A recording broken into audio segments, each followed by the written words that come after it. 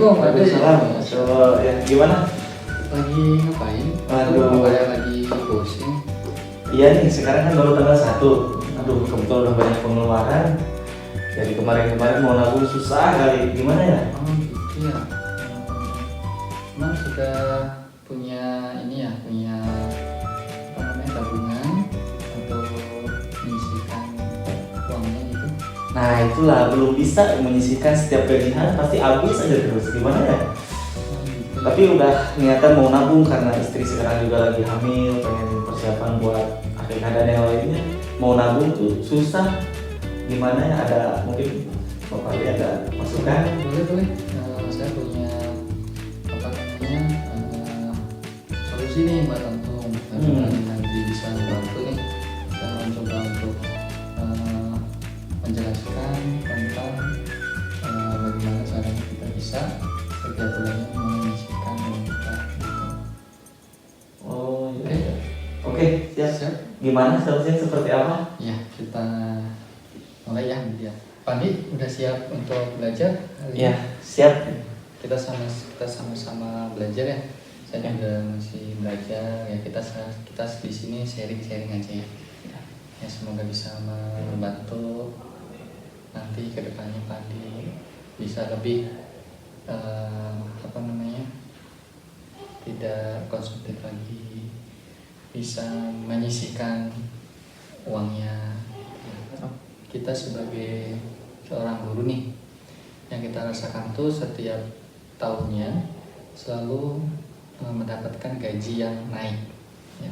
Biasanya kan kita naik gajinya ya, setiap 1 tahun sekali naik 100.000, 200.000 ya kan.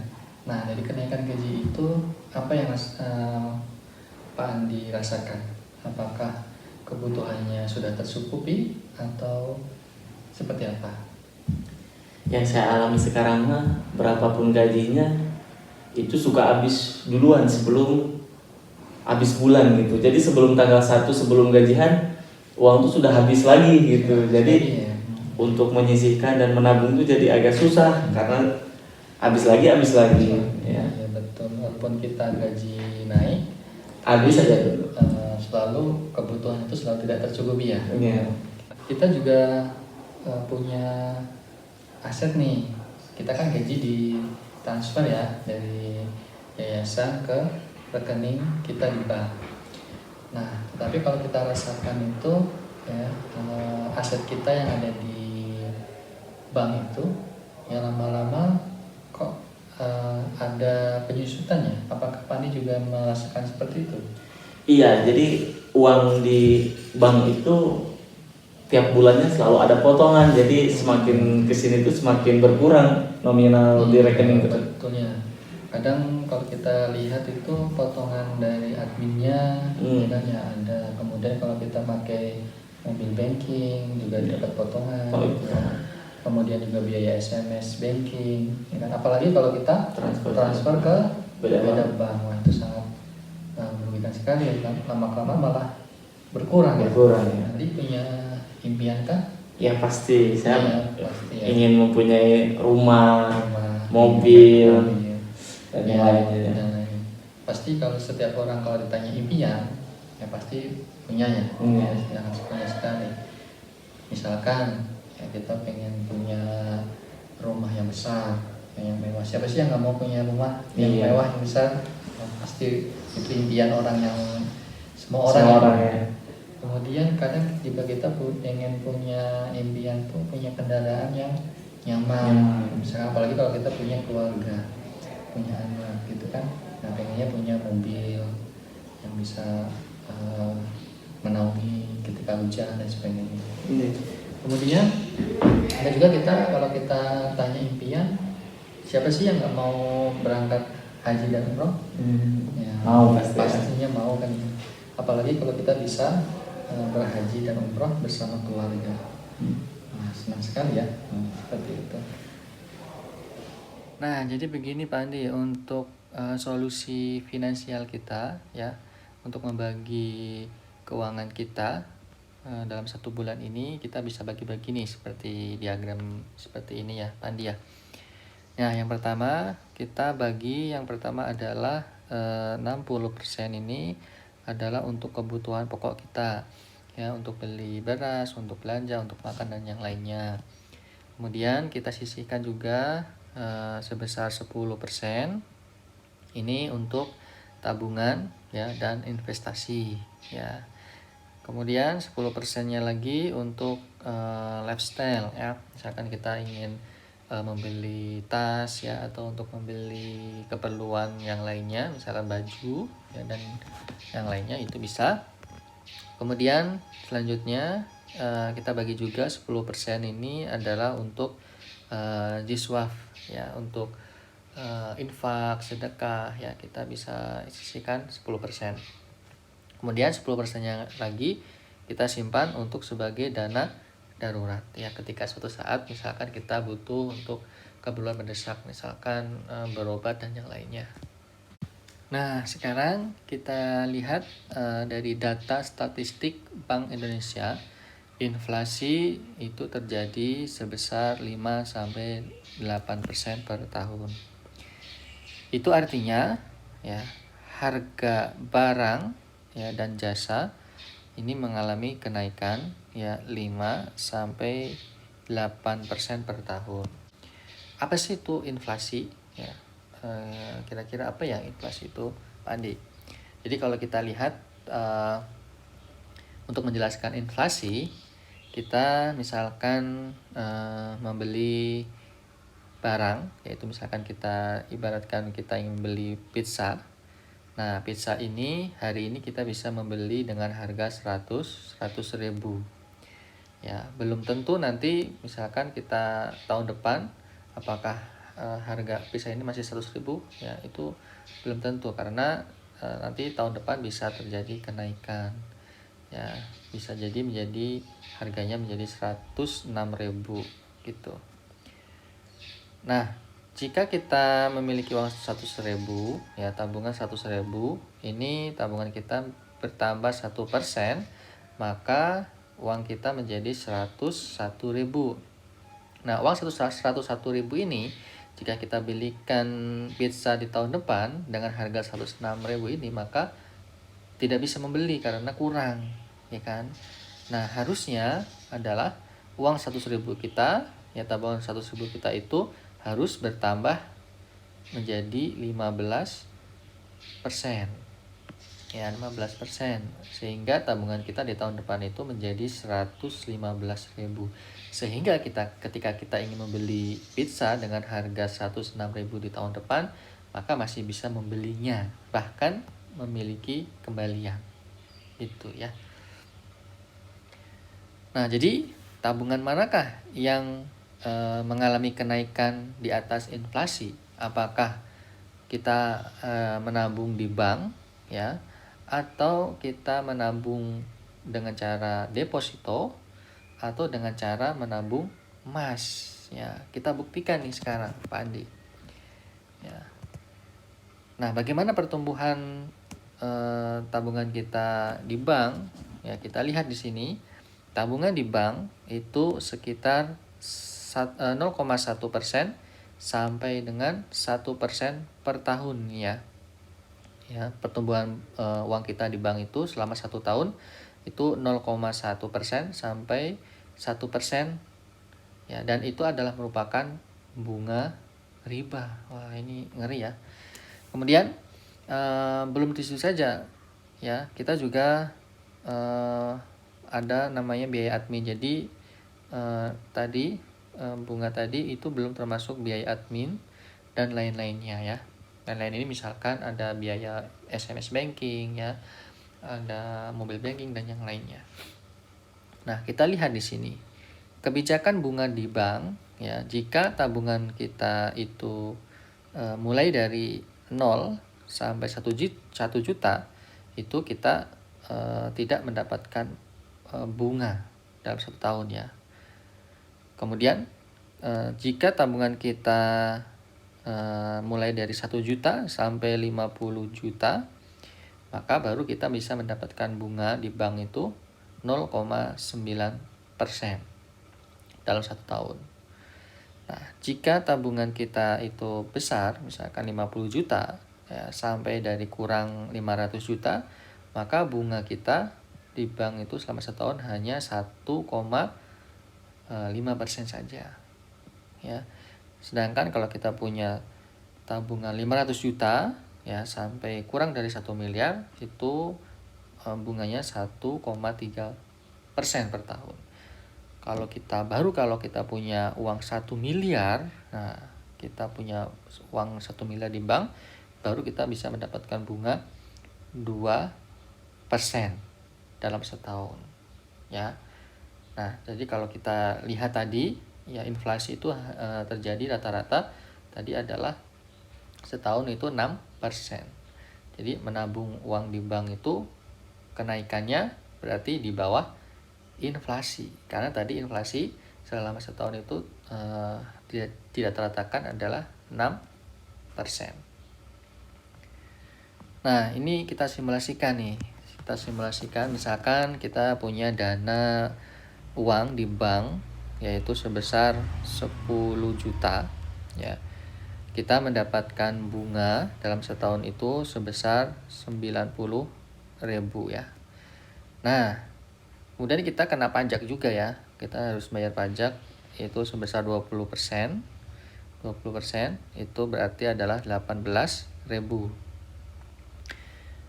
Nah, setelah terkena pajak ya bunga kita menjadi hanya 72.000. Kemudian belum di situ kita juga harus mengeluarkan biaya administrasi selama setahun yaitu sebesar 138.000 ya. Jika kita total hasil bunga bersih kita bukan bertambah malah min. Nih kita lihat ya. Berkurang menjadi minus 66.000. Jadi kalau dijumlah dengan total saldo yang ada uang kita tadi 10 juta itu bukannya bertambah tapi malah berkurang. Ya, tadinya uangnya 10 juta dalam setahun disimpan di bank malah berkurang menjadi 9.934.000. Artinya, jika kita menabungnya dengan metode konvensional, maka kita tidak menjadi bertambah kaya ya, tetapi malah menjadi semakin miskin. Nah, kita sekarang lihat bagaimana pertumbuhan jika kita menabung dengan menggunakan cara deposito. Ya, kita bahas ya. Nah, misalkan kita punya uang 1 miliar nih. Ya, kita aminkan saja ya, semoga kita punya uang 1 miliar. Nah, 1 miliar ini jika kita tabungkan atau masukkan ke deposito ke bank pada tahun 2007 ya.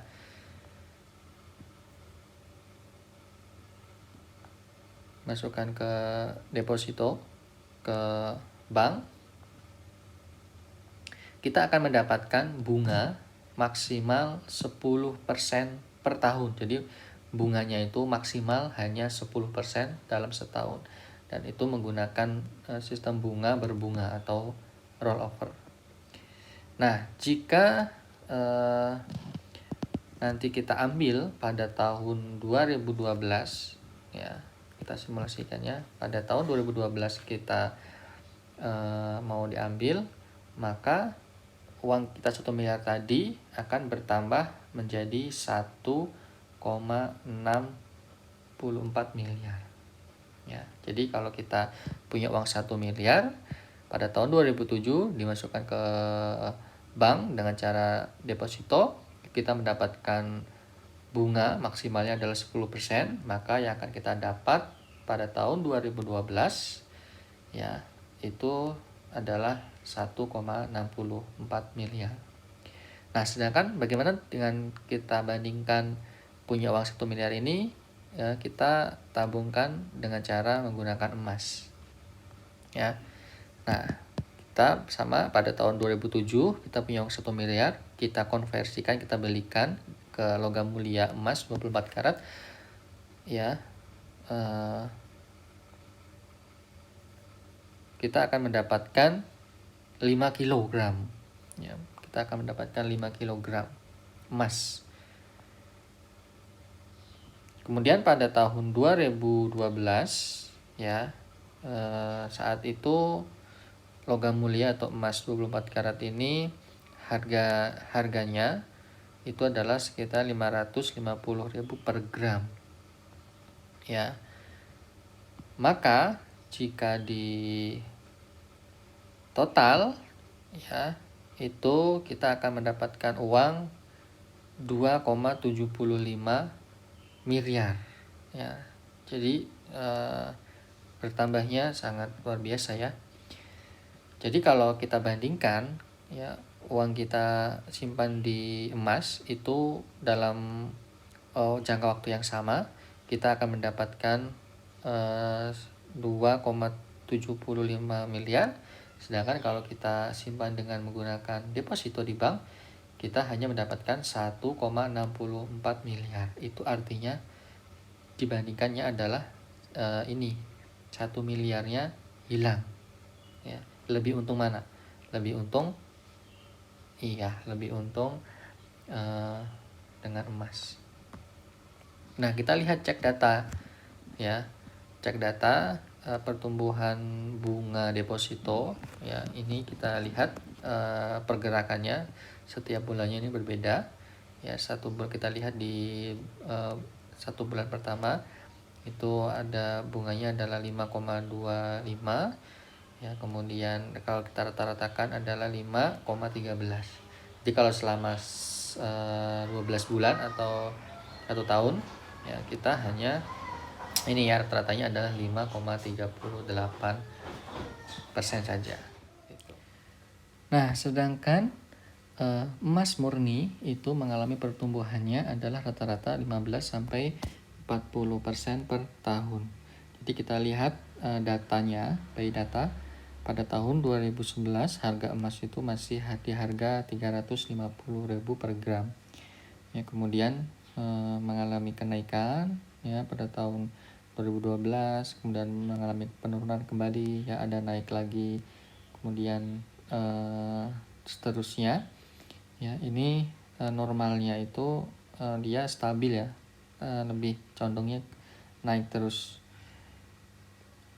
Nah, kalau kita bandingkan pada grafik pada tahun 2019 dengan tahun 2020, tahun 2019 dan 2020 ini adalah merupakan grafik anomali. Itu ada akibatnya adalah terjadi anomali, itu artinya harga emas ini lebih melonjak tinggi. Itu disebabkan oleh adanya misalkan kemarin terjadi adanya pandemi ya, kemudian sehingga harga emas ini bisa mengalami lonjakan yang sangat signifikan. Selain pandemi, itu biasanya terjadi akibat adanya krisis ya, kemudian gejolak politik ya, atau yang lainnya, sehingga terjadi perubahan harga yang sangat signifikan. Jadi kesimpulannya, emas adalah tabungan yang terbaik. Ini adalah menurut kata Mr. Kong. Itu tadi Pak Andi, penjelasan sedikit tentang manfaat kita menabung di emas dibandingkan dengan menabung di bank. Nah, dari penjelasan saya tadi, apakah memberikan manfaat dari penjelasan saya tadi? Iya, alhamdulillah itu penjelasannya sangat bermanfaat sekali ya, sangat menggugah sekali ya, membuat pikiran saya untuk hidup tidak boros lagi ya. Ya, insya Allah mungkin untuk kedepannya saya akan berusaha untuk menyisihkan ya, bukan menyisakan. Iya, akan berusaha setiap bulan menyisihkan untuk beli emas. Yang tentunya itu akan emas Ea Gold dari Pak Fadli ini. Masya Allah. Ya, terima kasih banyak. Insya Allah mungkin saya juga karena masih ada sisa gaji, mungkin mau langsung coba untuk mencoba membeli yang 0,2. Bisa mungkin sekarang ya 0,2 saja. Oke, bisa. Nanti kita cek dulu harga update hari ini berapa. Siap Ya, semoga nanti bisa istiqomah. Amin, amin. Ya, Kita menabung emas untuk masa depan kita nanti ya. ya, Untuk siap. anak-anak ya, untuk menabung rumah dan sebagainya. Ya, siap. Masya Allah, barakallah. Ya, terima kasih banyak. Ya, Ya, saya siapkan dulu ya. oke, siap.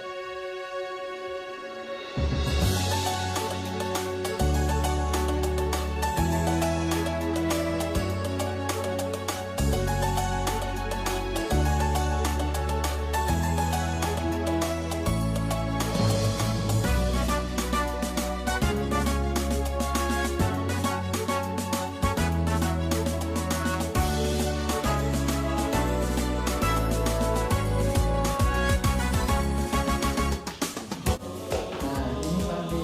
Masya Allah. Ini Ya. garasinya. Ini semua. Oh, teman-teman. Diperhatikan. Ya. Ini jangan sampai terlepas atau rusak sendirinya, karena selama masih bagus kita garansi payback. Misalkan paling payback, Ya. bisa menghubungi saya. Oh, Kemudian di belakangnya ini juga ada barcode-nya. Nanti baru kapan tuh? barcode ini nanti Pandi bisa scan menggunakan aplikasi, ya. Scan nanti akan terhubung ke website kami www.pengalco.id dan melihat keaslian dari hasil. Karena Pandi Ya. paling guna Jadi totalnya? totalnya adalah 590 saya terima uangnya. Ya. Ini masnya sudah berkah. Amin. Alhamdulillah, terima kasih banyak. Mudah-mudahan tiap bulan bisa terus menabung. Ya, terima kasih banyak. Ya,